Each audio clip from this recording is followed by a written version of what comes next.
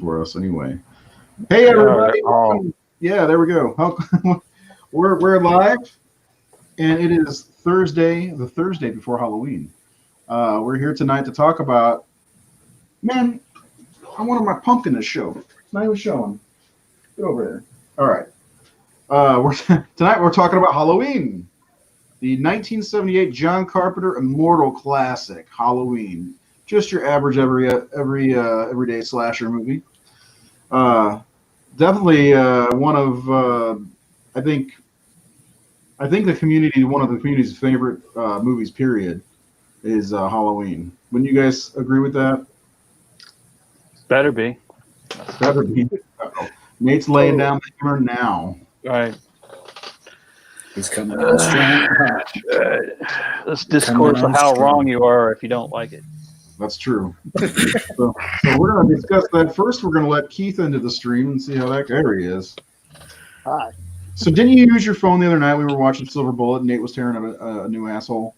Yeah, but it had internet. Oh, you had Wi-Fi. Oh. Yeah.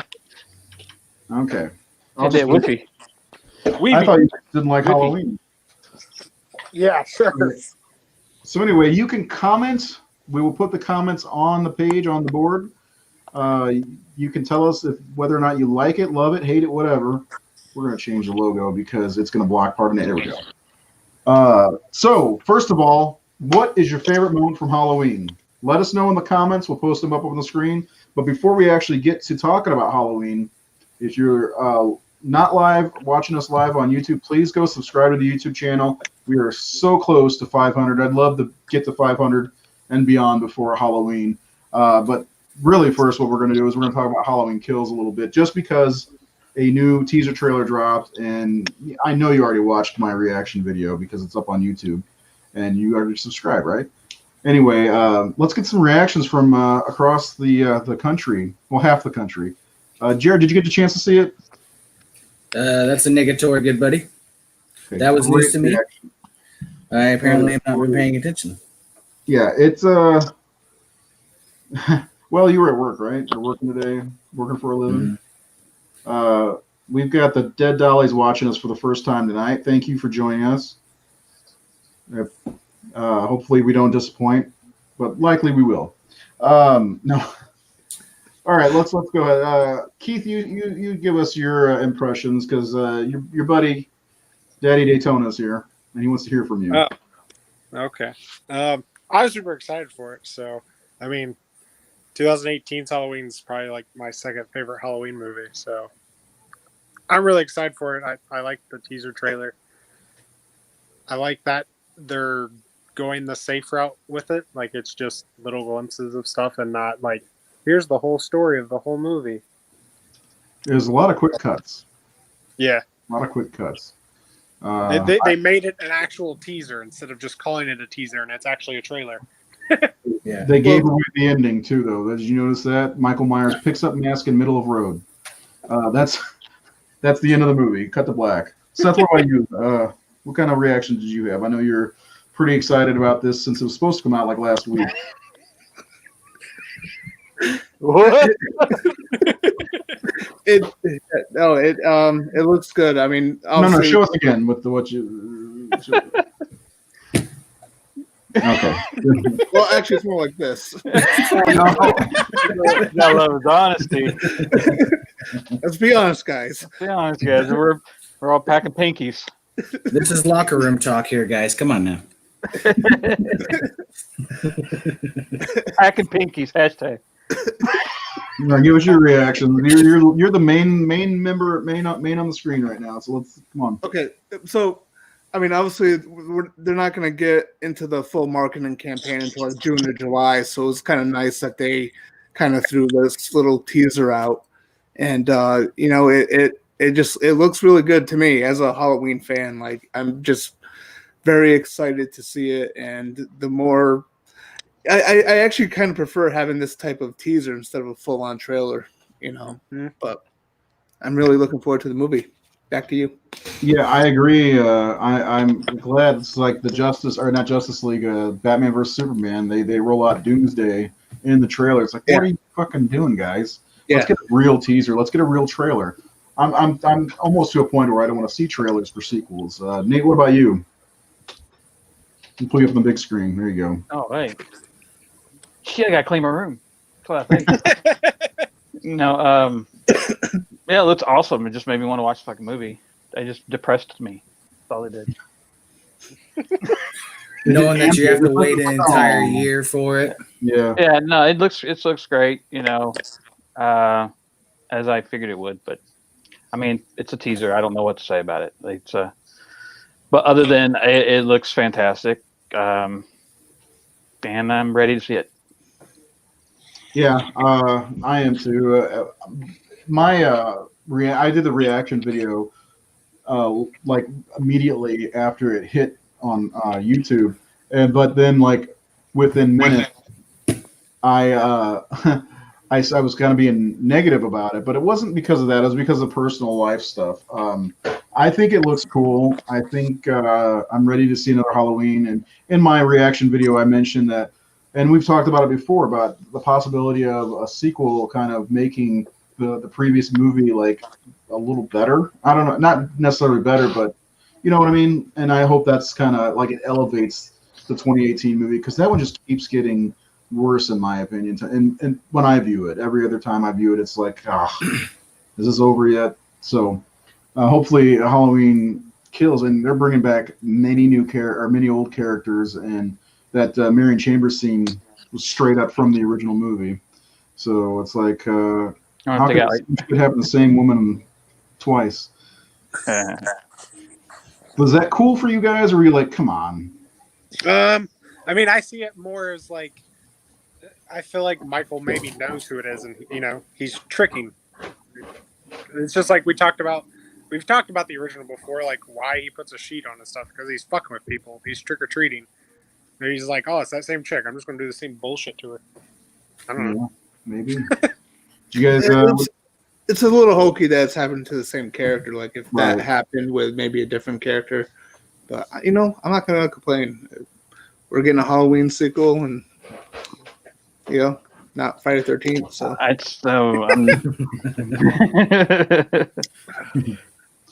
yeah, I don't know. We'll see what happens. There's a couple things that what do you guys think of the mask? We did get a decent look at his mask, and it's not as burnt as I expected.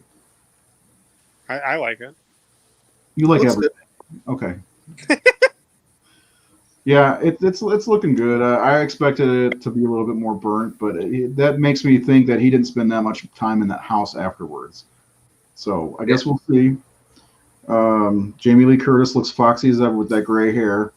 I don't know. Seth already knows the ending, so why don't you tell everybody? No, I'm just joking. I'm just joking. Razor, what's this? The more I watch Halloween 28, the more I want it. Anyway, so yeah, Halloween Kills comes out October 15th, 2021. I think across the board, even for Jared, I think we're all looking forward to it. If you're not, let us know in the comments below. Let us know what you liked about the little teaser. My favorite thing was the Home Depot decorations, which I can guarantee they were from Home Depot at the very beginning. When you saw the jack-o'-lantern, those were from those skeleton things are Home Depot's. I set them this year. So, well, I mean, they're normal people. They got to buy their Halloween decorations somewhere. Haddonfield doesn't have a Home Depot. I know. How do you know? I can look it up. I work at Home Depot. Actually, I should check the New Jersey store, see if there's a Haddonfield, New Jersey Home Depot. One thing I wanted to ask, that shot of the mask in the middle of the road and him picking up the mask, that has to be for the teaser, right? There's like, it could be. That's the other thing I was going to say. We don't know what stuff that's in that teaser is actually going to be in the movie. Was it Reverend Sayers? Did he take the mask off and he was like, "Come on, young man," drop it off in the middle of the road.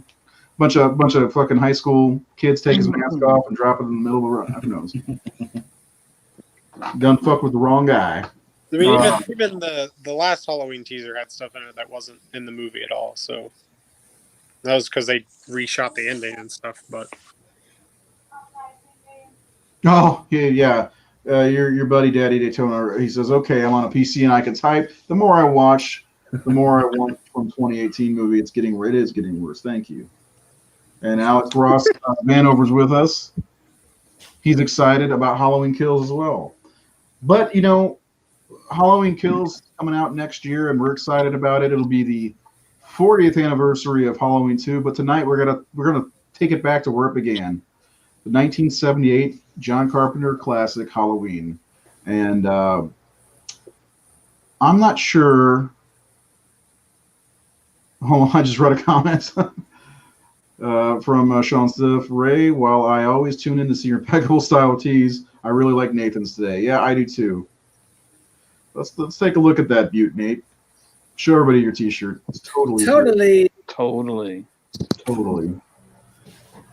All right. So anyway, let's get into some Halloween talk. The 1978 film. We'll go around the table, talk about maybe if we have any memories of the first time we've seen it, the impact it had on our lives. Obviously, it had a big impact on everybody's lives because you love it so much. And we're going to start with Seth.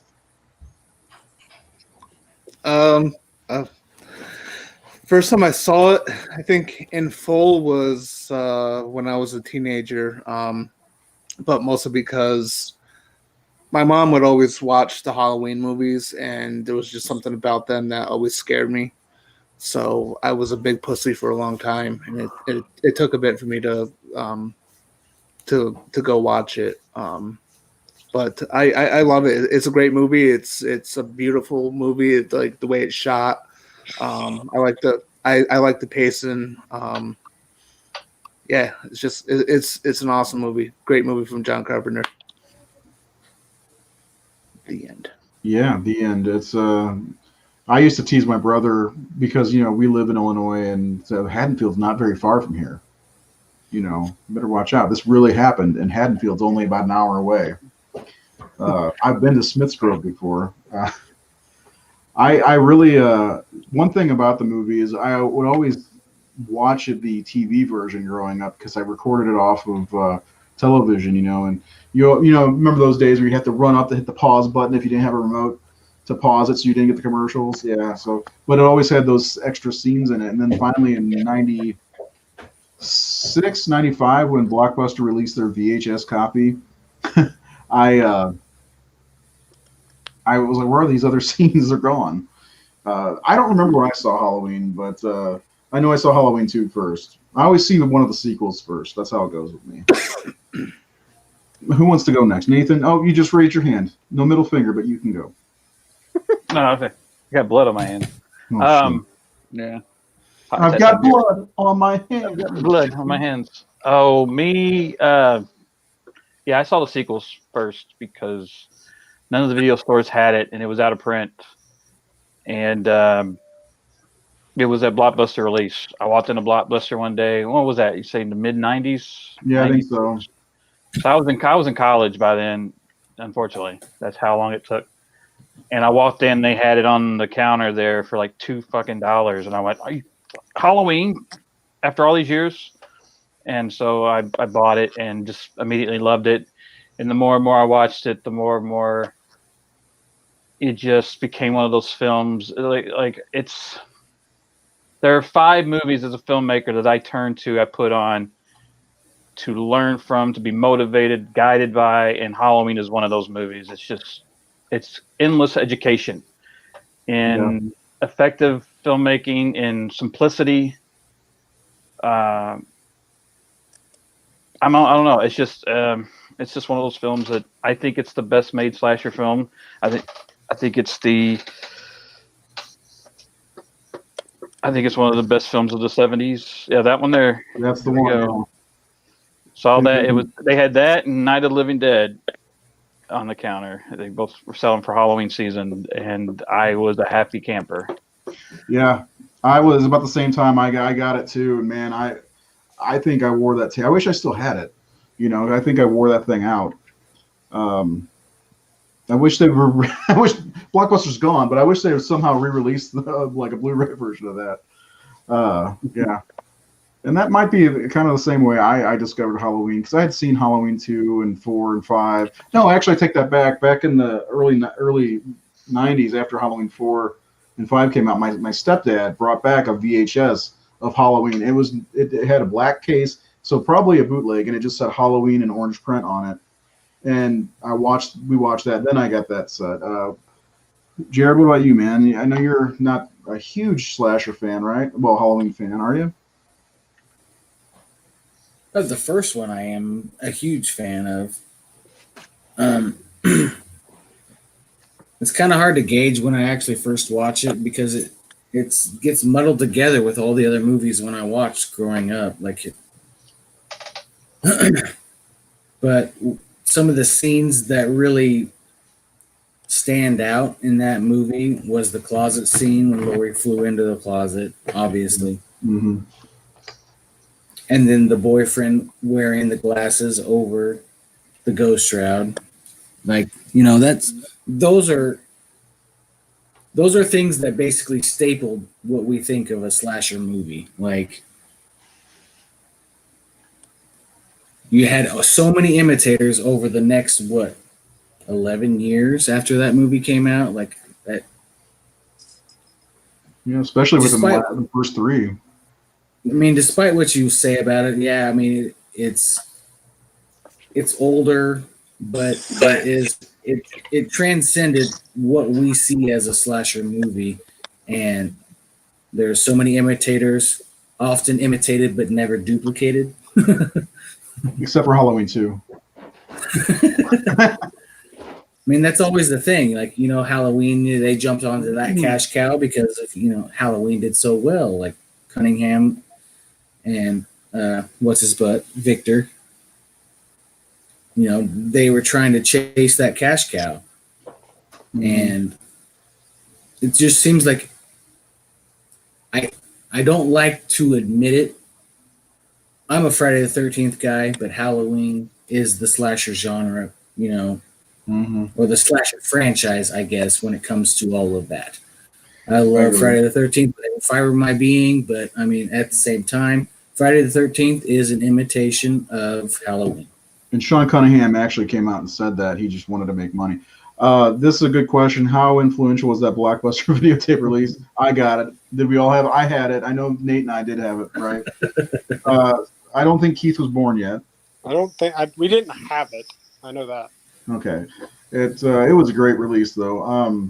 Yeah, and if you think about piggybacking what Jared just said, we wouldn't have Friday the 13th as Friday the 13th if not for Halloween. We wouldn't have your favorite movie, The Prowler, if not for Friday for Halloween. Hey, that's not the time to throw that movie under the bus. Where would true horror fans be if we didn't have the slasher genre? Underground. Exist, I guess. Yeah, I mean, it's like that basically dictates everything now is the slasher genre. Everybody wants the slashers. They are gods to the genre. What's this? I'm loving the new service you guys are using. How you brought up the Blockbuster video cover was so cool. Yeah, I agree. Yeah. It's like we're a real fucking production or something. Yeah. It's the production value. It cost me $25 a month. They're like Joe Rogan. Hey, pull that up. Skip on the computer.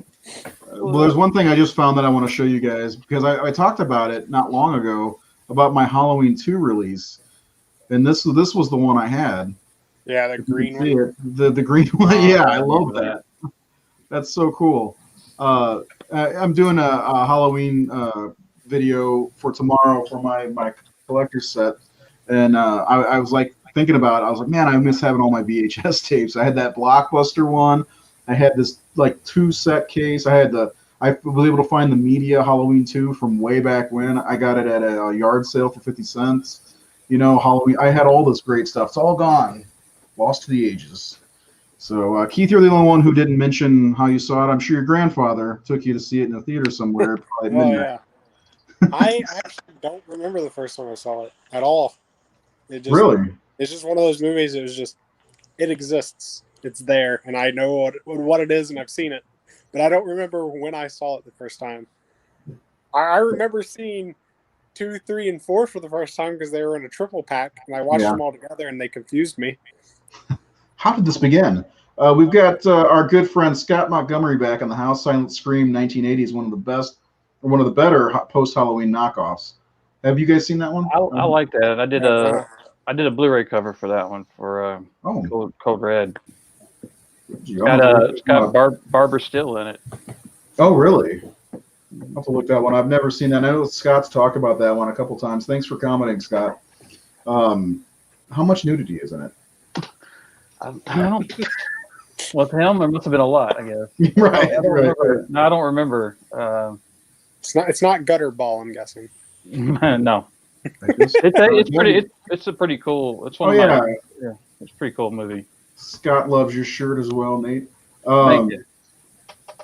So, are we gonna do Anything you like? Tom?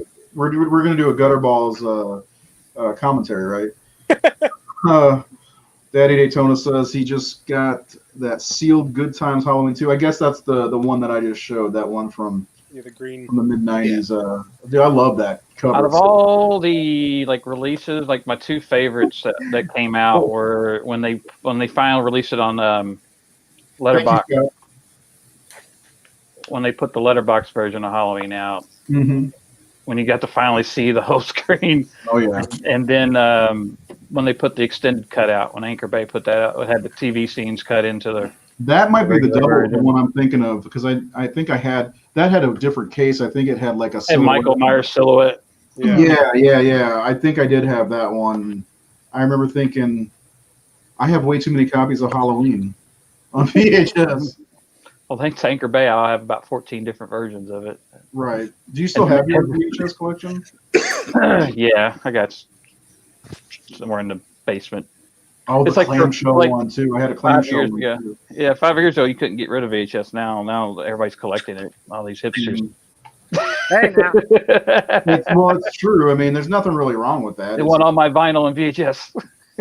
Here's the one I'm thinking of, Nate. Is this the one you're talking about? It's like, yep, that's it. Because there's also, if you can see my page still, this clam. I remember the clamshell. Yeah, I remember that one. That, and then this one here, where it was. What do they call that? Where you can move and it shows a different picture. I can't remember what they call that. I have this one. Which one you got? That's one he was just showing. Yeah, that's the one. Okay, I missed Yeah, that one's cool. it. How much you pay for something like that? Is there $1? Well, that's one of the things I hope that happens whenever everything opens back up is like flea markets and stuff, because that's where you find gold. You know. Yep. Restore Goodwill and flea markets. Yeah, exactly. Here we go. Scott Montgomery's giving us a skinny on Silent Scream. Yeah, Yvonne DeCarlo in it. Well, I don't know that name. That's bullshit. Where's the synopsis? Yeah, come on. Apparently, Barbara Steele is all we got. As I like Michael Bay Limited. Oh, here's the question of the night. big boobies. Here is the question of the night from Dead Dollies. Which of you is the most knowledgeable on the 1978 Halloween? I'm gonna say I got you, Seth. Come on, let's go. Nate or Seth for sure.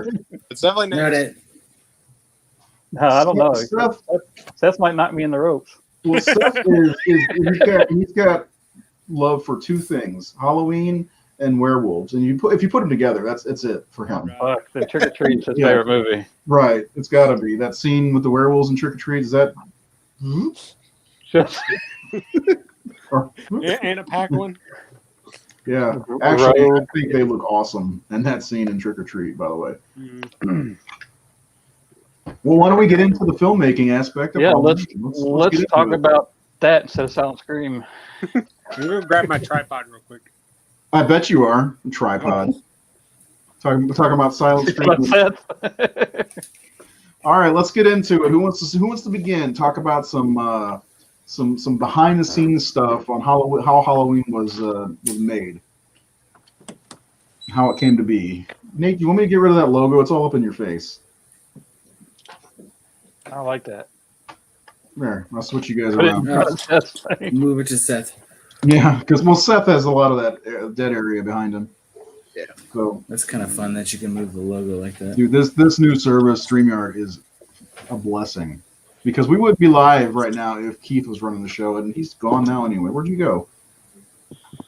Okay. Anyway, who's more knowledgeable? Nate or Seth? So let's start. Seth, you start, Seth. You want to know how it began?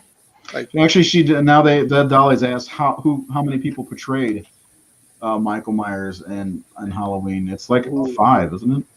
There's Nick and Tommy and Deborah. Deborah and Will and Jim. 5, right? 5, I believe. Yeah, 5. What about Tony Moran? Oh, Tony Moran, 6. Yep. There you go. Yep. That's a great question. Thank you, Dead Dollies. Thank you for joining us. I'm very excited you're here. They're always voting on our brackets, and I love them for that. So yeah, let's get into it. Let's talk about the origins of Halloween and how it was the babysitter killer, right? Or babysitter killings, something like that. The babysitter murders. Murder. Yeah. So As Scott Mockhammer keeps giving us intel on the silent screen. Go ahead, Scott. Irwin Yablans and Joseph Wolf of Compass International, they wanted to kind of kickstart their company, and they saw this great movie called Assault on Precinct 13. You should check it out, Ray. And so they approached John Carpenter and they asked him to make a movie based on the babysitter murders. And John agreed to do it as long as he had total creative control and he got to put his name above the title. And I believe he was the one that changed it to Halloween. I could be wrong on that one. But that's how that got started. The uncredited stuntman is Jim Winburn. I did I moderated a panel with him and Casey Hendershot at a convention, and Jim was awesome. He's got tons of stories. I don't know about the animal trainer guy, but yeah, you mentioned everybody but the animal trainer guy. Whoever that guy was. That was actually Donald Pleasance, but nobody told anybody. Like, No, what do you want me to do with that goddamn dog? He's come home. Yeah. So Nate, tell us some of the things you know about the beginnings of Halloween. My kids are calling me. I'll be right back. Well, I mean, Seth covered it. The only other thing I could add was that, there's a lot of talk that John took some stuff from a student film at USC called Foster's Release that Dan O'Bannon acted in, which showed a woman running from a guy. Dan O'Bannon was playing this killer who was chasing her. And a lot of the stuff, Dan said was John lifted, but he said, I'm in no way saying that John stole the movie, though. He said, but there were things in that student film that found its way into Halloween. But I think Seth covered, like you said, they came with the babysitter murders, and John produced that. So, well, we should always mention Deborah. She played the hands of Michael in the opening shots, and God, I don't think enough credit goes to Deborah Hill. But before we go on, Scott, we're glad to hear that your cancer diagnosis was benign. I had no idea, buddy. Hopefully you're doing well. Oh no, man, that's good to hear that it's benign. But I'm sorry to hear you're going through that, buddy. Yeah, man. Take care of yourself. We're glad you're back watching with us. Your absence has been noticed, especially with all the nudity talk. I mean, has he seen Gutterball? Yeah, have you seen Gutterballs? Where did that even come from? Oh, so that came from Chris Hall. Chris right? Hall, yeah. Yeah, okay. So, yeah, I mean, back to Deborah Hill. I don't know that the average horror person or really fan of anything really gives her much credit. I'm glad to see there are shirts going around that says produced by Deborah Hill. Yep, I got one. Yeah, right, exactly. Yeah, Nate has one. I definitely would like to get one because, I mean, she was extremely instrumental in Halloween itself. I mean, especially writing. She pretty much wrote the female characters, didn't she? Yeah, she wrote a lot of their stuff, and yeah, I mean, I was watching, reading about the commentary, and they said that a lot of the crew thought that she was just John's girlfriend when they were making the movie. Then they saw how much she knew her shit and how hard she was working.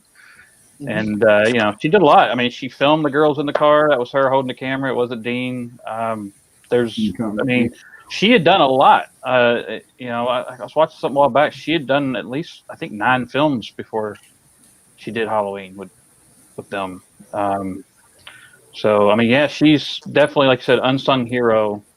I mean, the real fans know who Deborah is and love her and know how instrumental she was in those early John Carpenter films and beyond. She went beyond John. She didn't just, you know, work with John. Yeah. She was a pretty big name in the industry. Very respected from what I've seen, and she seemed like an awesome person. I wish I'd gotten a chance to meet her. She's one of the instrumental people I haven't. And it's unfortunate none of us will get the chance to meet her. She passed away, 2005 or 6, somewhere around there, wasn't it? Yeah, I think it was 05. It was the same year that Mustafa Akkad died, I believe. She died months before him. Yeah, still, that's pretty rough to hear. That 2 kind of pillars of Halloween passed away in the same year. Yeah. And that kind of passed into the new generation of Halloween with. Let's talk about that scene where Deborah plays Michael, because it is a pretty incredible scene, and just the way they pulled it off. This small movie. You know, we were talking about Silver Bullet the other day. And you mentioned it was a $7 million budget.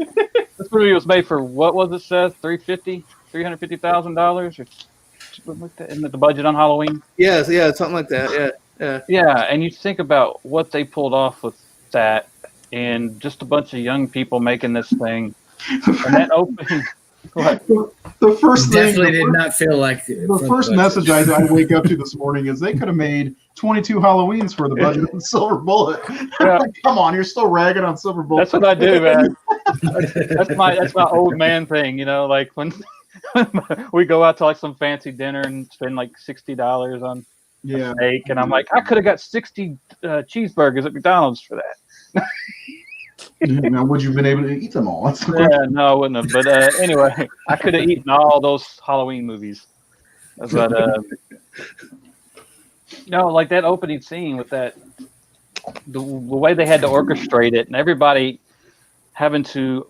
It's funny. We kind of did that on our set a few weeks ago, and the producer wishes we had it on set on camera, because he's got the camera, and we were filming a POV scene. And we were in a tobacco barn. We were filming tobacco, and our generator went out. It was the last stuff we needed. We didn't get it. Generator died. We were out of gas. We're like 20 miles away from a gas station. It's midnight on a Sunday. Everybody's got work, and so we're like, fuck it. So we all have like flashlights and our cell phones to light the tobacco. So there's like 5 of us behind Ken with the camera, and we're following him, tracking him. To light the stuff so we could get that shot, because we were out of juice. So they were going to have to do that in that movie, where not only they were following them, apparently Tommy Wallace is behind the camera with a bucket of blood and a brush to throw Judith's blood around, and they're stabbing her, and Deborah's grabbing the knife out of the drawer and doing the stabbing, and they're lighting stuff. They're running around the room because they had to change the lighting like 3 or 4 times in that shot. To move around through there, and they said the steps were really, really narrow, so it was really hard for them to get up on the steps with all them people together. That's why I think there's a cut right there when he grabs the mask. I believe that's a cut, but it looks like they put the mask right over the lens. Yeah. And I think there may be one other cut possibly in there, but just the balls to shoot that at that time, which was very highly influenced by Touch of Evil. I don't know if everybody's seen Touch of Evil, but the opening oneer in Touch of Evil is incredible. It's Orson Welles' film. It's just even more dash of evil. Oh man, touch, just a pinch, just a dash. But that opening scene is so. Like, I think actually my first exposure to this film was in that documentary, the Terror in the Isles. Oh yeah. Seeing the clips from Halloween in it, I remember seeing that where she pulls a knife out of the. That was in the movie where she pulls the knife out of the drawer, and I remember like, what is that? because Mhm. I hadn't seen Halloween. That's towards the front of the movie, Terror in the Isles also. Yeah, so that was my first exposure to any imagery from Halloween. And the first one was Terror in the Isles, and I remember like, what is that? I want to see that. Yeah, Terror in the Isles, actually, just to just pause for a second, is a great little documentary that came out in 1984, pre-Elm Street.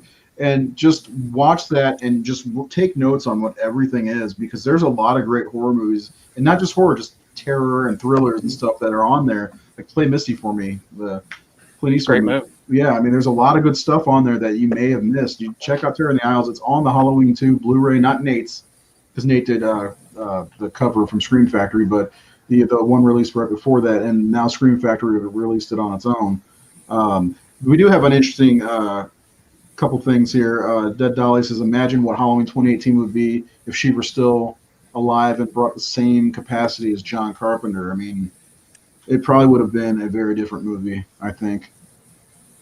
Probably better, and I probably would like it better still.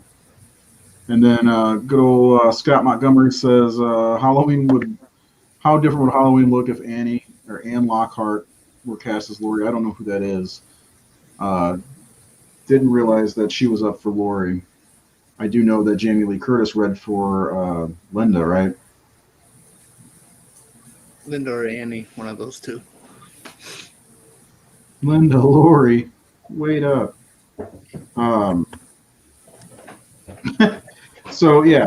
Anyway, yeah, Play Misty for me is a good one. People haven't seen that. Scott Montgomery loves it. I actually saw that last week for the first time. Oh, really? It's a pretty fucking crazy movie. So yeah, back to that shot though, that opening shot. That it's the POV shot is fantastic for many reasons. It kind of gets you in the head of Michael as the young. But one of my favorite things is the turnaround shot when the camera, a crane shot, pulls back. The crane, yeah. I love that shot. It shows the whole house and the parents just kind of sitting there in awe. And I mean, I don't know how, they say the first few minutes of movies should grab you. In my opinion, it should. That, I don't know how that couldn't grab you. That shot of the babysitter, somebody sneaking around, you have no idea who it is, then the reveal. It's like the way he kind of freeze frames the actors where they don't move and they're standing there paused. Like an after school special. No, it's like a painting. It's like American Gothic or something. It's like Americana, like this house in the background, this normal suburban. The suburbs were basically invented for people to feel safe. Mm-hmm. And here's this little child holding a knife. He just butchered his sister for no reason.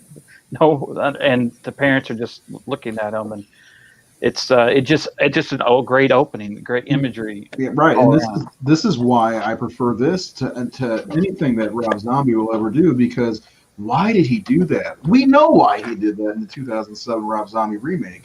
He's messed up. We already know that, but he's also pushed very hard by everybody in his life, in my opinion. But in this one, it starts off with just him, the POV of him watching his sister, watching the fastest on-screen sex ever, and then the guy, I'll call you, and then he goes right up the steps and just he totally didn't call her. Very vulnerable, you brushing her hair.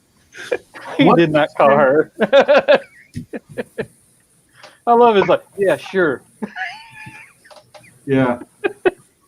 What if they bring him back in the new one? Though? What a piece of shit that guy was. His girlfriend. Yeah, that guy was a piece of shit.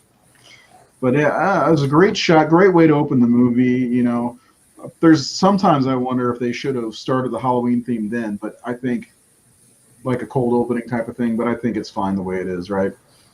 Yeah. So then we move on to the night before Halloween, where Dr. Loomis and Marion Chambers are going to transport Michael, right? Yep. So why would they send? What are they? Hold on, no, that's not right, is it? What? That goes right to that scene, yeah. Well, yeah, okay, yeah. Then it goes to Laurie and Tom. Okay. Yeah, Anyways. it goes to morning of Halloween, and we meet Laurie coming out of the house talking to her dad. I like that where they filmed that scene from the Smith's Grove. It's just outside like a water treatment plant or some shit like that in LA, wasn't it? The real Smith's Grove's in southern Kentucky. I pass it every time I go down that way. all those Hardin County and Smith Grove and but yeah, the thing I love, that's got one of the scariest moments in the movie for me. When I saw Halloween, the image of when the headlights hit the people in the gowns in the yard, it's terrifying. And I love that in the new one where the truck finds all the people in the highway after the bus crash. Like it's an echo of that scene. It's a haunting image, like seeing ghosts. It's kind of reminiscent of like a field of ghosts of It's the almost- classic white sheep. It almost reminds me of the scene from Night of the Living Dead when they're showing all the zombies just kind of, Yeah. the original Night of the Living Dead, and you see that, and because there's really almost no color in that scene, and you just see them kind of, how do they let them out at night, or when do they start letting them out at night? Yeah. When would they ever let them out at night in the middle of the lane? Are they doing aerobics out there? Yeah, and they're all in their gowns. It's like, come on. It's kind of cold out here. Yeah. And then that's when we get introduced to Dr. Loomis. Go on, move. And his melodramatic speeches, like, what does she say? Your enthusiasm. What is it? No. What is it? Your passion. Your passion's overwhelming, Doctor. Yeah, you gotta love. You mean immediately you get to know who he is? Like, Jesus, this guy's intense. Don't underestimate it. Don't you refer to it as him? We'll be barely able to stand. Right? That's the idea. Yeah, we could quote it. Mhm. It's like it is. It's a great opening, and then cut it into Haddonfield and those opening shots of the town and Laurie walking around and that. The whole soundtrack, like the theme, everybody goes with the theme, but that every theme in that movie, Laurie's theme, the shape stocks theme. It's still, in my opinion, the greatest horror movie soundtrack of all time. John's dad was a music teacher down there at that university. I actually went to his childhood home there on campus. They're from Bowling Green, Kentucky. He's actually from New York, right? But they moved. His dad's teaching, right, Yeah. Seth? And then he moved to Kentucky, southern Kentucky, down there in Bowling Green. And he lived. It's cool because the house they put him in, his family in, was like this old cabin. It was like old. I'm sitting on right there on campus, and it's still there. One of the things I want to mention of that I really love about Halloween is it throws you into the theme in the black screen and the pumpkin of jack-o'-lantern and all that. And then you get to see the POV shot of the killer, and then the reveal that it's a child, and then all the stuff that happens with the breakout. He takes the car. You get three kind of hardcore things happen, and then John follows up with a shot of the middle of the street and just says Haddonfield, Illinois, Halloween, right? How great is that you get to see like some intense moments and then some calm right before all the shit's getting ready to hit the fan. I love that. And then we get the Myers house. It cuts into that. I mean, like the whole thing is kind of based on urban legend. The baby, the caller from upstairs story, the hook story. All those urban legends are in this movie. But there's also there's always a haunted house in every town. Every town has a haunted house, and the Myers house. So we get that right away. John is laying in classic small town lore right from the get-go.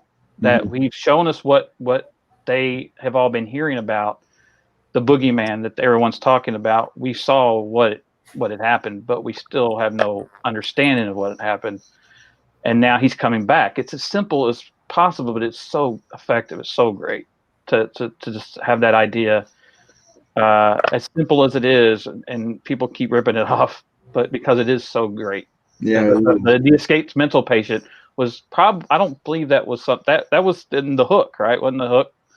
The urban legend, the Hook is an escaped mental patient. So that was before Halloween. That was around long before that. But he was able to take those tropes that had worked in teenage society and pop culture, or just in, maybe not in film, but in just how we all talked and shared stories, and like Lucas did with studying Joseph Campbell stuff, those universal heroic journeys tells things.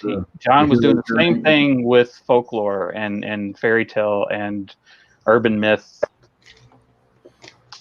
So, how many copies of the entire series do each of you Two. I have own? 2 DVD and 1 the Blu-ray set. Actually, I take that back, 1 because I only have Halloween 2018 ones because I don't need to have more than 1. I think I'm done buying them. at this Yeah, point. I think I am too.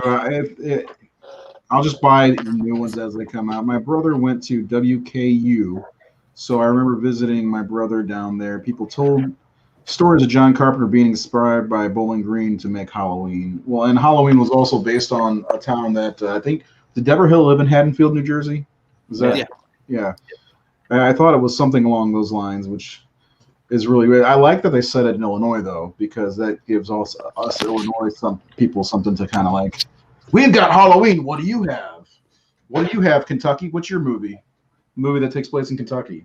I'm making it. Return of the Living Dead. Return of the Living Dead. That's true. And then on a darker. Yeah, Return of the Living Dead is Louisville. Yeah. West Virginia's got. I got Wrong shit. Turn. Oh, Yeah. there's something in West Virginia. What is it? There's something. Wrong Turn. Wrong turn. Wrong turn. Yeah. Buckendale versus Evil, I guess, if you count that. Yeah. What about Vermont? Is that where you live, or New Hampshire, or something? You live somewhere up northeast. Vermont. Vermont. Anything up there? Super Troopers. That's a good movie. Litter and End. What? Just everybody here from Maine or whatever. I guess you could kind of count Silence of the Lambs, but that movie takes place all over the place. That's in West Virginia. Uh-oh, Alex Ross is kissing some ass. Yeah. Hey, look, Alex, we're with you. We're really excited to see that movie. Nate showed us some things he probably shouldn't be showing us. Just saying. I can show you whatever I want, right? That's true. You are the man. Trailer looks good, Nate. Just saying. Thank you. Trailer looks real good. Have you guys seen the Riff Tracks version of Halloween? I have. No, I didn't know that existed. Yes, this is very fun. Is it? Yeah. Oh, If you're into that kind of thing, yeah. I'm not at all, but I will never watch it. yeah, I don't think I Go on, would be able to watch that. And I mean, you just missed it. We just did a Riff Tracks episode of Silver Bullet. Thanks to Nate. Where did Jared go? Is he having that much internet? Yeah, I think he's having trouble. Okay. So let's keep moving on Halloween. We're talking about possibly I guess it'd just be the three of us, me, Keith, and Nate, doing a kind of a commentary on Saturday of Halloween. Nathan's getting the opportunity to see it at a drive-in on Saturday, right? Yeah, we'll be at the drive-in. They're showing 1, 4, and 5, and we have the kid who played Michael Myers in Halloween 2 is going to be there signing autographs at the snack bar. Yeah, I figured there's nothing going on Halloween, and I'm actually shooting at the drive-in the next day. And Are you really? You know what? Yeah, we were out there scouting, and I was like, man, I haven't been to the drive-in so long. And this drive-in is exactly like is it the one you showed us the pictures from? Yeah, Georgetown Drive-In in Indiana. Cool. And my connection's fine. I'm just dealing with some shit. Okay, buddy. So yeah, it's like let's have fun on Halloween. Let's go do this. And yeah, man, that's cool. No, Scott, the Silver Bullet did not get riff tracked. We did a live commentary. It's on our YouTube page if you subscribe to the YouTube channel. No, Nate was talking about the lighting and just giving it some trouble. No big deal. All in good fun. And again, we could have had 22 Halloweens for not in a hateful way though. I didn't. No. It was fun. It was. We had fun when we did the commentary. I have a lot of fun with the commentaries. I don't know about you guys. Yeah. Just sitting around, hanging out, watching a movie. It's a good time. My big question here is why Keith isn't in his horror room doing the show. He's sitting. What's the deal here? I'm on my phone. I don't. He wanted to show his Fly poster off. Oh yeah. And his Metallica album. I don't want to sit in my office because that's where my computer is. I don't ever sit in my phone. My office. Yeah, my office. Call it what it is. It's a geek room. Come on. I mean, better than saying man cave. I can't stand that fucking Yeah, word. I agree with that. I'm not a man cave guy. That's why I just simply call this the horror room. When I think of a man cave, I think of like deer on the wall and a bunch of Budweiser empty in the floor. Don't forget sports stuff all over the place too. Yeah, exactly. I hate sports. Okay, so I like sports just fine. I Anyway, know you do. let's get back to Halloween because this is one of the episodes I've been itching to be a part of since we started this back in, when did we start this? February? Pre-pandemic? All right, so we've covered the beginning and some of the great shots. Nate, you and I a long time ago, we talked about how Halloween probably has one of the best commentaries from John Carpenter and Jamie Lee Curtis around. And one of my favorite parts has become that shot where she's walking with Tommy to the Myers house. And tell us, when you sat on that stump, did you feel Jamie Lee Curtis's ass? I did.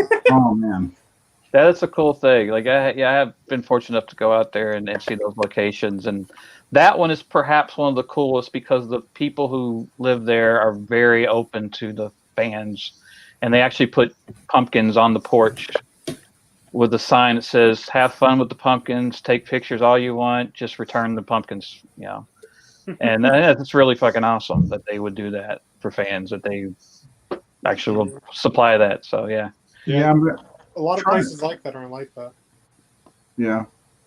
Well, I mean, it's cool that they support. I think even the old Myers house that is now like a lawyer's office supports that too, don't they? They have a sign on the door that says, you know, if you're gonna take pictures, stay off the porch. Like they don't want you up on their business, so you could take pictures from that. Like I said, that's right there. The hardware store is like right across the street from it, and then the street behind it. The Myers, where the Myers house is, the Elrod house and the alleyway is back there too. So all of it's kind of really close. You can see all that stuff in the Elm Street house and a lot of the Elm Street sets. You know, Glenn's house, and then the Doyle house, the Meyer house. All those things are within there. So I mean, that's my poor wife had to deal with me doing that, just driving around, going to the hospital, you know, Haddonfield Memorial Hospital and all that, which was really cool to see, because they use that in so many of the movies, and the Rob Zombie's movies, and the part 2.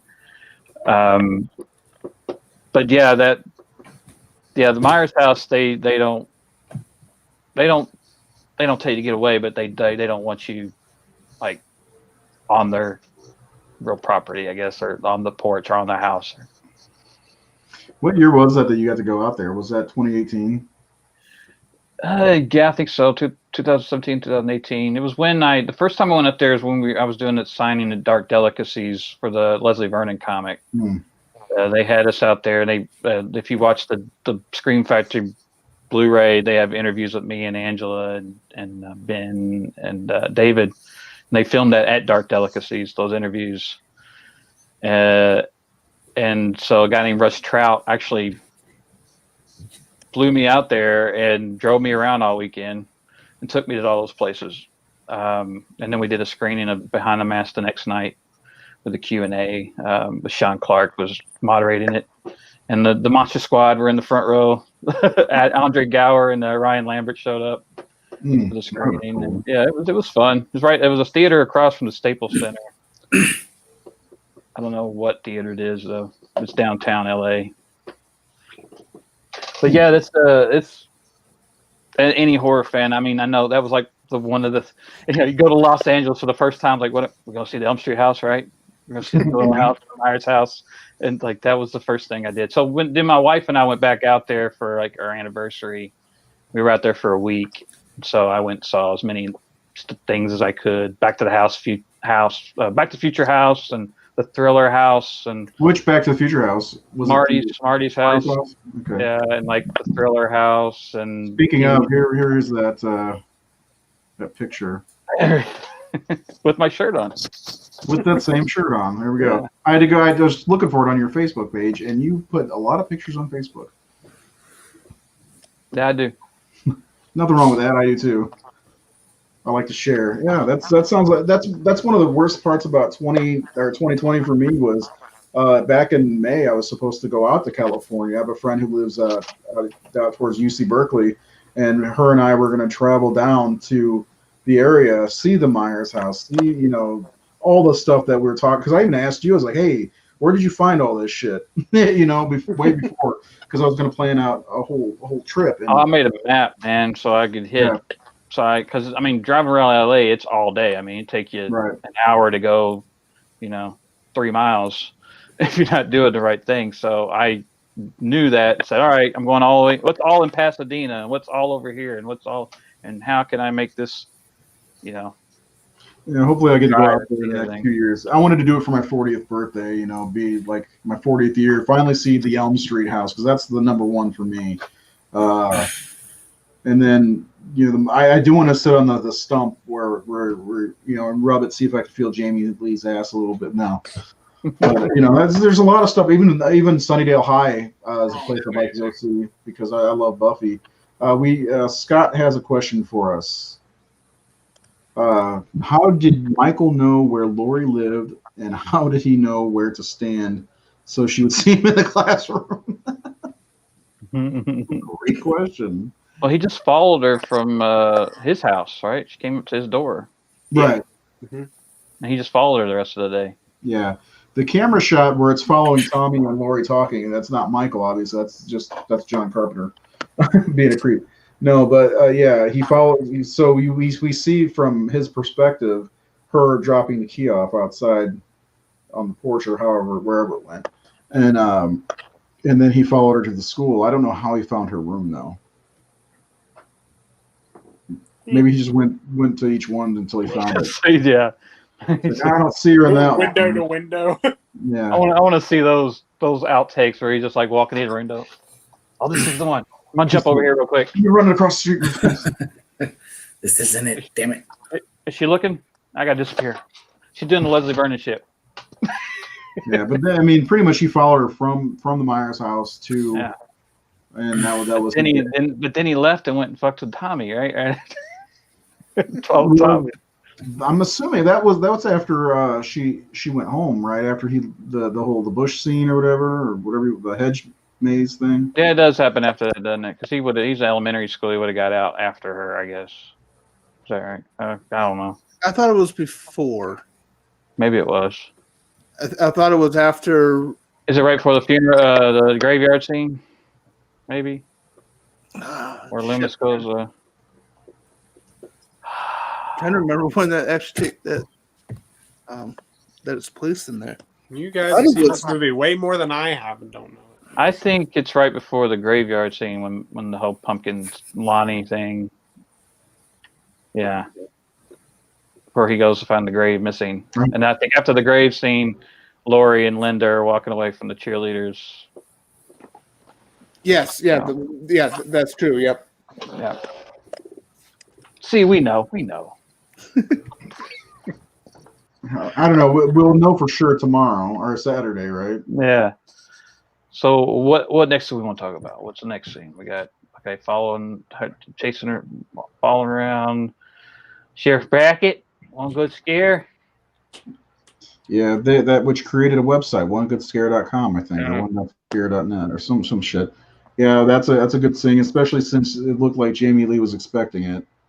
Because she had a lot of scary. I guess the scariest part of that is like the car stopping when she yells at it. Because you could kind of that would creep me out in reality if I yell something, the guy stops and we're like, oh shit. Yeah. Yeah, I think I've done that a few times where we yell at somebody and they stop the car. I can't remember. I did cuss out a teacher when I was 6 years old at a playground. Anyway, that and there's one part that always gets me. So skipping kind of ahead a little bit, when Annie and Laurie, we have just enough time when they're smoking pot and they pull up to see her dad. Why would she stop with the car smelling like pot? Be a lot easier to go, oh, I didn't see you, Dad. Sorry. Or we were late. Maybe he was high too. Because we needed to stop there so we could have that whole Loomis meets and the drive-by. That's funny because is it earlier when Loomis meets Brackett, or is it later, or is it right? That's scene? That's right right. because it's funny because Michael's right by them while that's it. You can see the car in the background. I love that. Mhm. Yeah. Here we go. Michael follows Lori to school and then follows Tommy Doyle. He then drives past the girls when Annie yells, "Hey, jerk, speed kills." So it might be happenstance. Oh, sorry, I was rubbing my eye and then all of a sudden it got caught. It was closed. It wouldn't open. Anyway, yeah, that probably happenstance. After that, we get the Picking multiple victims. well, yeah, he also heard that Tommy and her talking, right? So he knows that she's going to be babysitting Tommy. So she needs to. So he's gonna follow Tommy. He lost track of her or something. Yeah, he's going to have to follow him and figure out where he lives, right? Because That could be it. He's mapping out. Because I mean, that's the Yeah. thing. Like Michael's intelligent. We saw that in part 4. Like he's like, hey, I'm gonna take out the electricity. I'm gonna take out the cops. So, yeah, he's mapping out shit. I know where they're gonna be. So now I know where this guy lives who got his pumpkin smashed. Yeah, I mean, I'm not convinced. Like with the first movie alone, if you just look at the first movie alone, that Laurie Strode was the only target, that she was the sole target, because there was multiple times where his attention was taken away from her. Yeah, that's a good point. That we're assuming that he was after her because he does spend. It is more random because he does kind of leave Lori to go to Annie. He Right. does go off Annie. And it's because of the sequels that we think his main target is Lori. Actually, if you think about it, because of the sister thing. Yeah. Yeah, I mean, she just happened to be the lead protagonist in the movie, but Michael had, his attention went to Annie and Tommy and even Linda. When she's running away from him, if she had run up the street instead of back in the house where he knows that she is watching Tommy. All right. I mean, that's a thing in a lot of horror movies. Like, keep running. That's Like, true. That's my thought in real life. If I was in that thing, I just keep running until I found people. I mean, Right, but I mean, you have to consider too, though, like if everyone in horror movies made the smart choices. Exactly, there wouldn't be a movie. Yeah. Let's hide behind the chainsaws. And not to mention too, I mean, if you put yourself into that type of situation, you don't know how you're going to react until you're in that situation. For Lori, the safest place for her was inside at the Doyle house, and she was also protecting the kids. She was responsible for the children too. Like she wasn't just going to abandon children. Yeah. Well, and plus also that other asshole didn't open the door for her. They just turned the light off and were like, "Fuck Which that." is, I love that scene. I love the chase scene. I love that they turned the light out on her because I think John was probably inspired by. I think it was around that time or just before there was that story that came out where that woman was raped in New York. Yeah, and screaming for help. Everybody, no one came. No one called the cops. Yeah, and so it was like some people aren't going to come to your rescue, and the way Jamie reacts to that when they turn the light out, and she says, "Oh my God!" Like she can't believe it. Like these adults just abandoned me. Like they're not going to help me. They just turned their light on me, and the way she screams after that and goes back across the road. Of course, also she's limping. She's been hurt. She fell down the fucking stairs. So she's gotten stabbed in the arm. She's not exactly going to, book it down the road. But I think you're right. I think it's more about Lori's taking care of them, taking care of the kids, and her responsibility. If Annie hadn't talked shit to him, would he have still killed her? Yes, I think so. Yeah. Yes. He was there to do that stuff, right?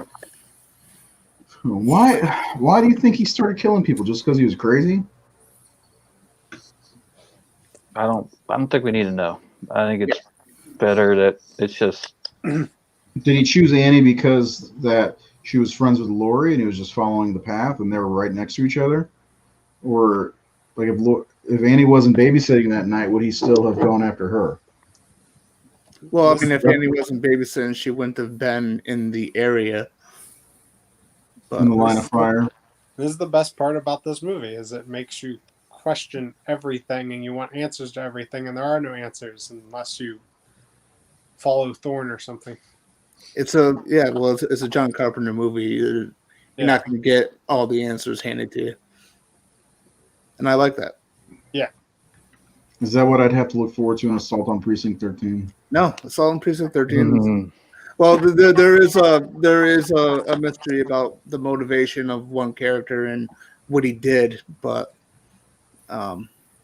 it's more of a straightforward action movie that you should check out. Another scene, the imagery that we talk about in his movies, the scene where Tommy sees Michael carrying Annie's body in was always a haunting scene image to me. To look out your window and see that.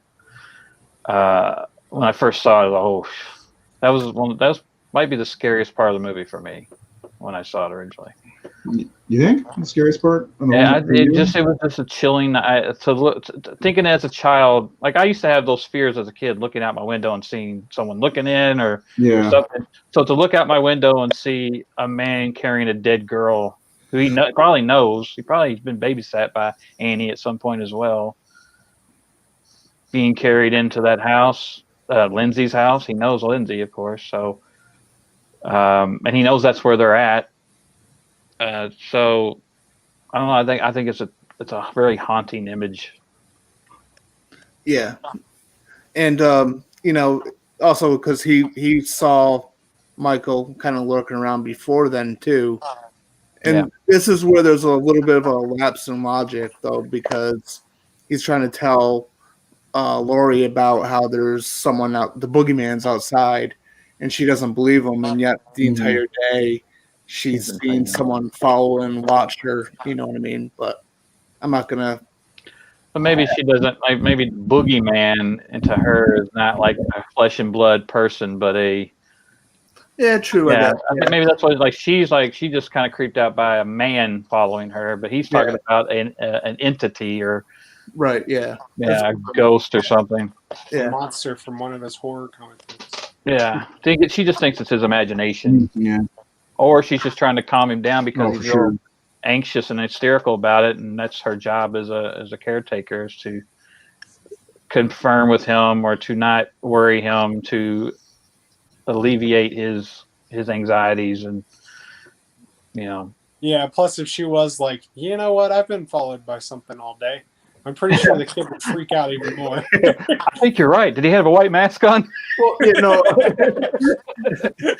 well, I wasn't saying that, but I mean, she could have had her own reaction. I know what you mean, but we're just playing fun now. Like, did he have a big knife? She like driving out behind bushes, driving in a station wagon. Yeah, he was. What did the station wagon have on the side of the car? Wasn't it a sticker for the Illinois Department of some kind of official?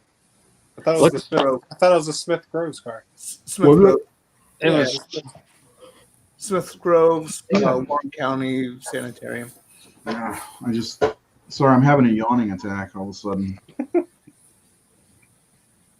There's so many striking. And like just the leading into that room and finding Annie on the bed with Judith Meyer's tombstone and the jack-o'-lantern is just, and like Jared talked about the ghosts with the glasses on, and I don't know. That's one thing that a lot of great horror films have. They have those type of images, whether it's that or Nightmare on Elm Street with Tina in the body bag in the school. Those little images where they're just stained on you, and then of course that great Michael coming out of the darkness behind Laurie, stabbing her. The mask just gets slightly brighter, and that's a great scene. That Dolly's asked, jumping into Halloween 2 momentarily, did you all make the Ben Tramer connection immediately? Yeah. Even though didn't they call him Bennett? I've always wondered that, but it sounds like they say Bennett and Ben, and maybe it was a slight stuff. Bennett Tramer. It's a good question. Yeah. And What's that? Oh, I was just gonna say, Carpenter's little cameo in The Fog. The priest called him Bennett. So guess he just liked that name. Did he? Creating his universe. I forgot. I like that. Yeah. The shared. God damn it. Sorry. Oh, let's talk about Loomis. Loomis. Let's talk about Loomis. Best character in the Halloween series, obviously. We talked about which part of the series you follow, which trail. My favorite is the Loomis movies, and that's because he's such a great character, and his overly dramatic monologues they're great. I know that I think even he said these were kind of Cheesy and hokey. cheesy and hokey, but Yeah, man, they're real really, people really don't. good. Real people don't talk like this, but Mhm. he leans into it, and and again, it goes back to the simplicity or the old school, boogeyman storytelling, folklore. You need this. He's the storyteller. He's the guy he's our crypt keeper, telling us there's some bad shit here, and he's being that cryptid guy, and I'm just thankful that it wasn't a Hammer guy, and it was Donald Pleasance, because I can't imagine. It just would have been so different. I think Steve. I think Lee would have been too imposing and too powerful, physically and everything. And I think there's something about Loomis that I buy that he's afraid. I don't know if I would. I don't know if I would buy that Cushing and Lee were afraid. I think we got a kind of a taste of what Christopher Lee could have been in Halloween and The Howling too, just a little bit. And plus, at that point, at that time, you're talking 1 year after he played Grand Moff Tarkin, and I think so many people would have saw him as that, and that the next generation who didn't grow up on Hammer would have saw him as the bad guy in Star Wars playing this good guy. Well, Pleasance wasn't too far off of the bad guy in Bond. Yeah, but still, I think more people saw Star Wars and knew Grand Moff Tarkin. Were you gonna say so? Oh, and his version of Dr. Frankenstein in the Hammer films was very evil, and he was very evil. Yeah. So even though Pleasance had played good-natured people in movies like The Great Escape, things like that, there was a gentleness to him, to Donald Pleasance.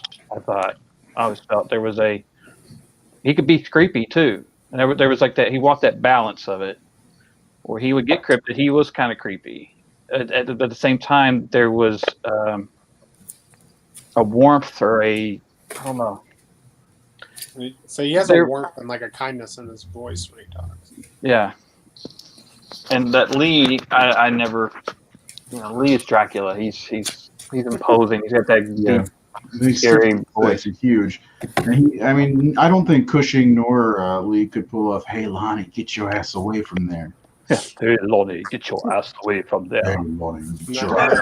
I did smirk afterwards. Where's the rebel base? No. Oh, man. There's a question.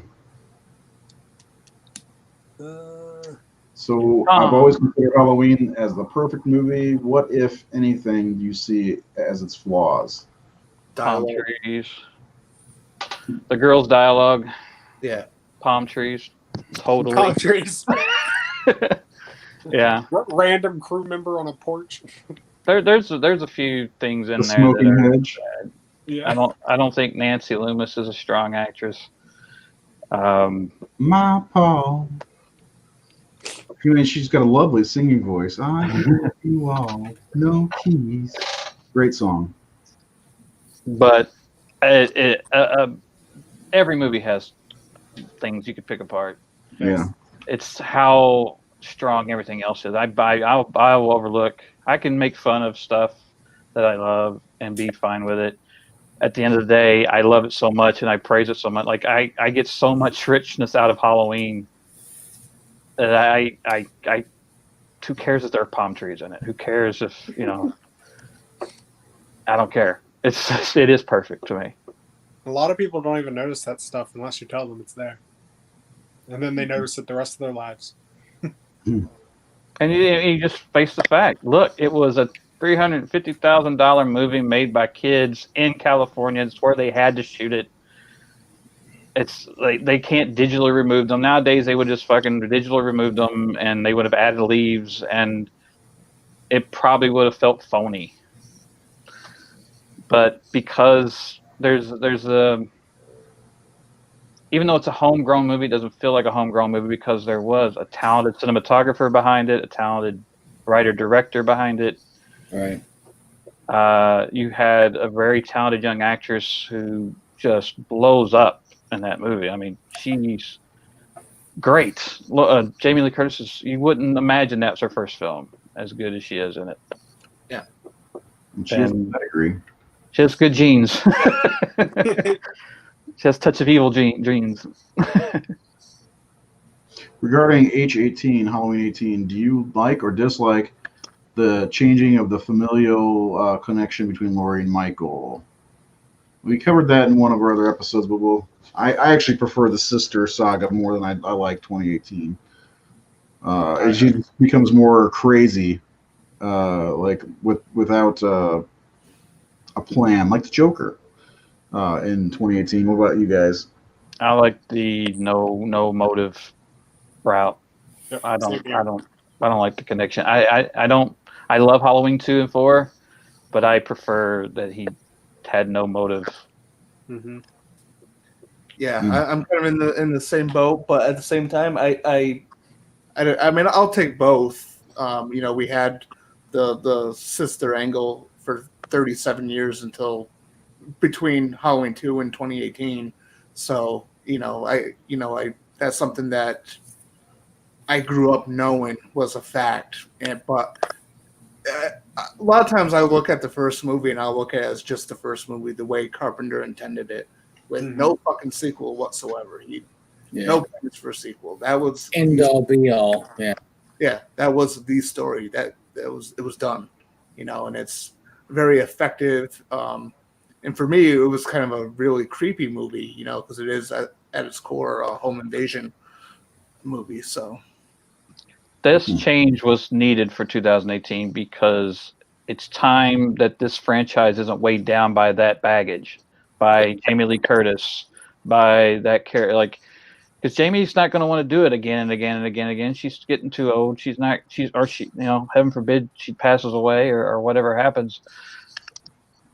The movie should be able to have its own. It should make its own roads from here on, and that's what they offered with this new movie. Is they are no longer tied down to that. You have to have a bloodline in this. You got to have a fifth cousin whose roommates are Strode. Yeah, you have to have Rick Moranis as a distant cousin. What's interesting is to think about the potential of the next incarnation of Halloween after Halloween ends, because we know there will be a remake at some point, and they could remake Halloween again, but with the not having a 40-year gap, they could bring Michael Myers back in the sequel to the next remake, and it could be completely different rather than following the formula in which they followed for 37 years before, so. Because we know that there's going to be a remake at some point after Halloween ends. I'm throwing it in saying 2028 there'll be a remake. So there you go, Nate. You hit the nail on the head. You are now Daddy Daytona's favorite. It's no longer Keith. No. So I just got hit, like slammed right in the face with being tired. Like it just hit me out of nowhere, like a kick in the nuts. I'm going through some sinus problems the last few days, so it gets me. Anyway, we've got a little bit of time left. You guys want to start wrapping up, or is there anything else you wanted to get to before we go?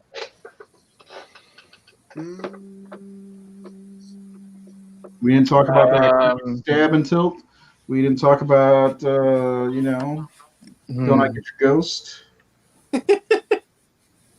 Again, there are all these little iconic little moments, and I mean, we could talk about how effect of that mask is. How it's just this kind of happy accident, really, Yeah. which is Yeah, did you what's see really some of the cool about other- that. Did you see some of the other masks they I proposed? mean, I've seen the Emmett Kelly mask, which would have worked, but I don't think it would have. There's just something about it. Like Tommy said, when they put it on, when he came out with it on, it was like, oh shit, like Yeah. it just is very off-putting. And I've noticed, like I've cosplayed as all those characters, all those iconic characters, and no one creeps people out more than Michael Myers. There's just something about that mask and that presence that people get really uneasy. If you're walking around the streets on Halloween night, there are people who give you a wide berth as Michael Myers. But Jason are like, hey, Jason, hey, Freddy, all that stuff. But Michael, there are people who are like, fuck no. Well, Get away. that's the thing with Michael. He doesn't talk. He doesn't have that entertainment MTV version of his movies. Really, That's true.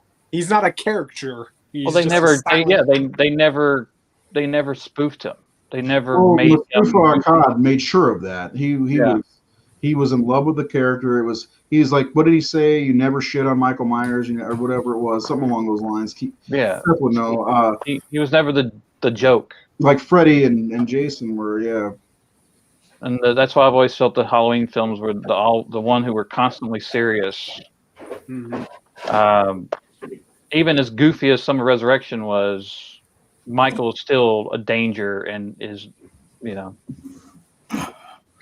Dead Dolly says, I read that when Jamie Lee did H2O, she only agreed to it because it would be the last film with her killing Michael. Then it was revealed that there was a clause that Michael can never die, thus reasoning she was killed off at the beginning of Halloween. Yeah, kind of. Yeah. I mean, basically, they, the filmmakers wanted to have that. Divine intervention, Scott. Go ahead, Seth. Yeah, the filmmakers want to have that ending that they had, and the producers didn't because it's their bread and butter. And Right.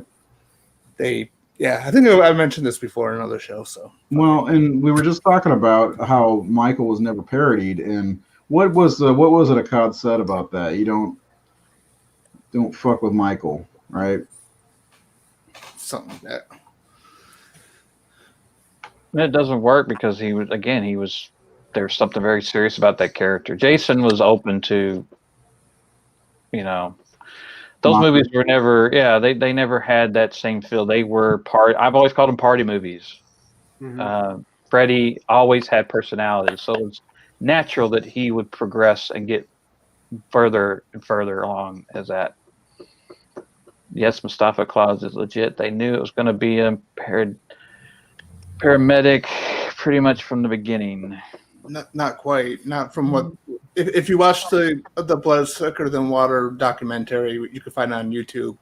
They actually had to halt production while they were shooting the movie to resolve this. They brought in Kevin Williamson, who pitched the paramedic idea, but the filmmakers never really followed through with it. That's why what you see at the end is actually Michael Myers. Yeah, because no sensible person Person's like, not oh, gonna wave their hands and he can take go the for mask all that. off. Yeah. It was just a half-assed idea that they threw out there just to please everybody, so they could finish the movie. Making more movies. And Moolah. Did you guys ever see the pictures of the other mask options actually painted up like Myers? I think I did. I know there's one of Spock floating around. No, I saw that. The It's Spock so mask. fucking weird looking. Oh, have you seen the short that Shant made, Night of the Slasher? Mm-hmm. If you guys haven't seen Night of the Slasher, it's excellent. It's a short film. It's supposed to be one take, but it's not. He's just cut. I did a thing with him, like a Q&A with him one time, but it's this little award-winning short, and it's like Halloween, but the killer's wearing a Spock mask like that, and it's really good. It should be on YouTube or something. It's really good. Probably like 5 minutes, 6 minutes, 7 minutes long. Let me look here. Yes, Stephen. You can find Blood is Somebody Thicker said Than that Water on me. documentaries on YouTube. It's 2 parts. if you don't have the It's Blu-ray. glitching out on my end. Yeah, Night of the Slashers on YouTube. It's 11 minutes long from 2016. Is that what you're talking about? Yeah, it's very. I highly recommend you guys check that out. Yeah, I see the screenshot. How you can see Spock in the background. And it's not like a Halloween ripoff or anything, but it's definitely like an homage to it. But it's filmed to look like it's one take, and it's pretty. Won a shitload of awards at that time. Well, I know there's a lot more we can cover, and we do the. Well, we got another chance, right? What's that? We're tackling it on Saturday too. Yeah, so yeah, we're gonna probably do a commentary. We're gonna have to depend on the timing of the movie theater to start the movie. So check us out here. We'll do some final thoughts real fast, especially for those who won't make it, like Jared. And Jared, what happened? Okay. I don't know. I think he's mad again. Seth, if you want to start the final thoughts off tonight on Halloween. Sure. I mean, it's a very, very iconic movie. It's like I said in the beginning, it's just beautifully shot. Like, I just admire the movie on a technical level, the way that it's made, and that's what a lot of the imitators are missing is Carpenter's vision. Mm-hmm. But it's definitely it's one of my favorites. It's not my favorite Carpenter movie, but it is definitely in the top 5. So I love the movie. It's great. Where does it rank on your top Halloween list? A top Halloween list? Yeah, I'm joking.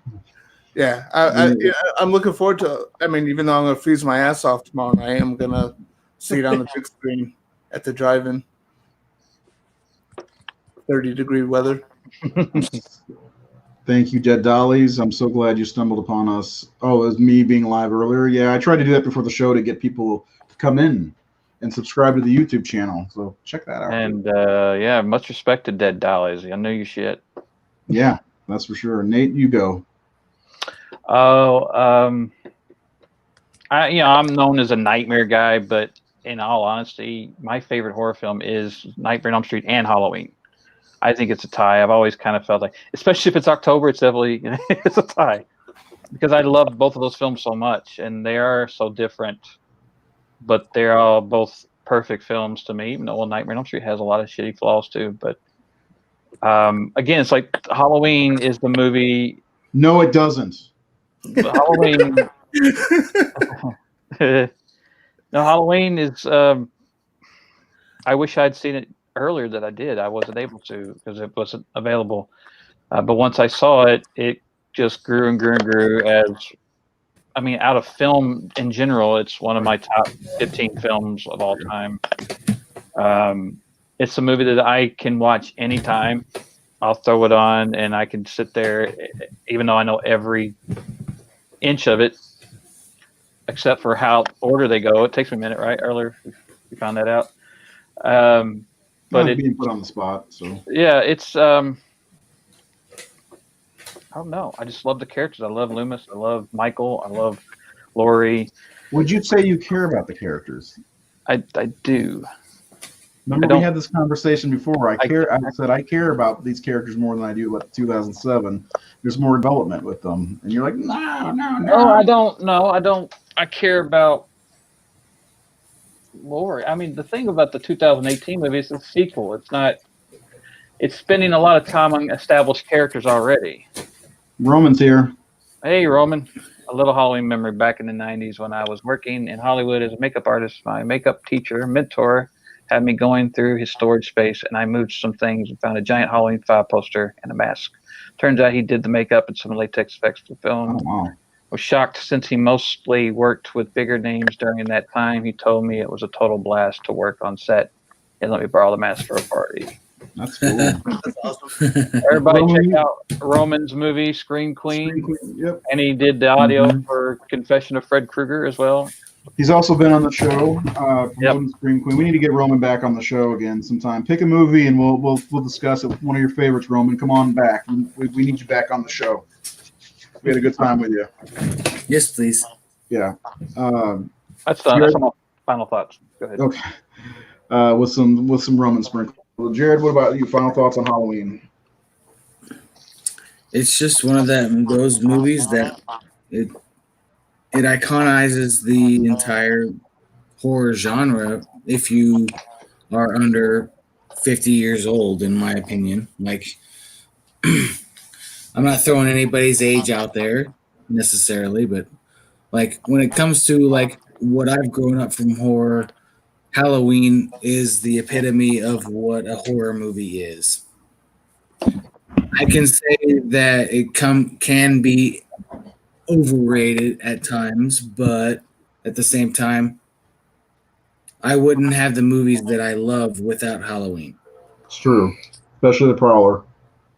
Exactly. No, but in all seriousness, though, that Halloween is literally like the pinnacle of the slasher genre. Like, sure, there have been movies that have came before it that kind of ushered in the slasher genre. You got Psycho and a couple others, Peeping Tom. Peeping Tom is another one. But I mean, it literally ushered in what we knew from the 80s through the mid 90s of all slashers. Like, there's no denying its awesomeness. It's kind of like he got the formula right, the right ingredients. Like when you were talking about that, it made me think of Star Wars, because Star Wars borrowed from Akira Kurosawa and Buck Rogers, and again talked about Joseph Campbell's The Universal Things. John did that with Halloween. And so Star Wars felt fresh and new, but it was based on so many things that came before it. But he put that recipe together, and it worked. And John put this recipe together of all these, the Black Christmas movies and Psycho, and they were watching Chinatown and Touch of Evil, and it probably even goes further back to Eyes Without a Face and all these little things that he peppered in. Probably Baba's movie was it Blood and Black Lace, and all those films were precursors to it, but he got that recipe together, and that's what it is. Scott Montgomery says Halloween is the slash to slashers as Blackula is the vampire movies. He loves Blackula. There's no doubt about that. But does he like black shampoo? I thought Peeping Tom. Yeah, but a lot of people say Peeping Tom's one of the original slashers. That's why it gets brought into the conversation. Great movie. Michael Powell's one of the greatest filmmakers. Like, the other day I had red shoes posters everywhere. I love that filmmaker. So Keith, you can talk if you want. Oh, can I? I mean, I like Halloween, but like you guys are saying, like it is the reasoning for the slasher movies, but it's also the reasoning for having John Carpenter, because if that movie wouldn't have done well, who knows if we would have got the John Carpenter we got. And like, I wouldn't have movies like Christine that I love and The Fog. No Prince of Darkness? Even that movie. What's wrong would we have gotten The Fog, or if that movie hadn't hit, or we wouldn't have got a lot of other movies. Yeah. It's amazing because he talks about how much those movies failed. His movies failed, but he continuously worked. Mm-hmm. Yeah, I mean, and he got to do so many different things in film, sci-fi, Jesus, all kinds of stuff, not just horror. I mean, he made a sweet movie about a small town that really wasn't a horror movie at all, called Village of the Damned. No, I'm joking. I actually like Village of the Damned. Maybe one of the few people who like his remake. Yeah, well, you like it. You love everything Carpenter. Let's not. That's true. Oh, hey, all right. Thank you, Dead Dollies. We only need 2 more subscribers to 500. Let's do that before Halloween. I love Halloween, and I have said it's overrated. I'm the one who said that. And I don't mean that in a negative way. What I meant by that is it's not overrated. I have to retake what I say. It's the face of horror. everybody knows Halloween, just like everybody knows Spider-Man or Superman. You know, it's the regular people who don't watch horror, you know, throughout the year. Halloween's, I gotta watch my Halloween this October. You know, they changed the ringtones to the Halloween theme. You know, everybody knows who Michael Myers is. It's true, and that's why Halloween 3 failed, because Halloween 3 or Halloween and Halloween 2 were just impacted the horror genre so much. I mean, 1981 alone was one of the biggest slasher years of all time. You know, and again, we may not have been able to see Freddy. Jason may not have been able to happen. The Prowler would have never been made. My Bloody Valentine. I mean, it's not just the slasher genre in general, but the holiday themed movies. You know, like My Bloody Valentine and the other ones, Friday the 13th, April Fool's Day. You know, there's a lot of them. So thank you. Village of the Damned is fantastic. Come on. Anyway, Halloween is just so damn good. Well shot. We got Jamie Lee Curtis out of this, and she has been awesome for 40 years, you know. So, and I am looking forward to Halloween Kills, even if I don't like 2018 as much. I'm going to do it again, though. Watch Halloween and watch Halloween 2018 back to back on Saturday. And I don't know, I haven't watched 2018 in a while. Who's excited about Halloween Kills? One last count. Raise your hand. Okay. Jared. Pinky. So we will be back on Saturday, more than likely around 7:15 Eastern, to do a Halloween commentary. I'm not sure who's going to join us. Sounds like Keith will be busy freezing his balls off. It'll be like this. Watching it at the drive-in, because apparently it's going to snow tonight out up there in Vermont. Is that right? You meant Seth. Yeah, God damn it. Well, it's Keith still. Yeah. It's the TH fucks me up, man. Anyway, Seth is going to be freezing his balls off. We even have our names under our pictures now. Okay, so anyway, I wasn't paying attention. I just told you guys I'm tired. Anyway, from now on, I can change your names, by the way. I'll change your name to Seth, and just like that, mister. Anyway, now I don't really know what to say anymore. Let us know what movie you're watching tonight. We got 2 days left in October for the regular people to enjoy horror, but we enjoy horror every day. And we'll be back after the commentary, probably back to one night a week, I think. Thursday, Tuesday, I don't remember. Tuesday. Anybody remember? We'll talk about it in the chat. We'll figure it out. I've really enjoyed this last month talking about all the Halloween films we covered. The Rob Zombie movies earlier. It's on Facebook. It's on our YouTube channel. We covered the Thorn trilogy. We covered H2O and Resurrection. We covered 2018 versus Halloween 2, and we did a commentary on Halloween 3. Halloween 3 is underrated still, but it's getting there, right? So, and now we've covered the granddaddy of all the slashers, Halloween. So thank you again for subscribing to the Horror Syndicate and taking time to watch us. We're going to be back with more shows. This isn't the last show. It sounds like this is the finale. The end. No. We'll be back. Same cast. I'm glad that you guys hang out with us. We will see you on the next show, whenever that is. Right? Anybody want the last word? Jared, are you awake?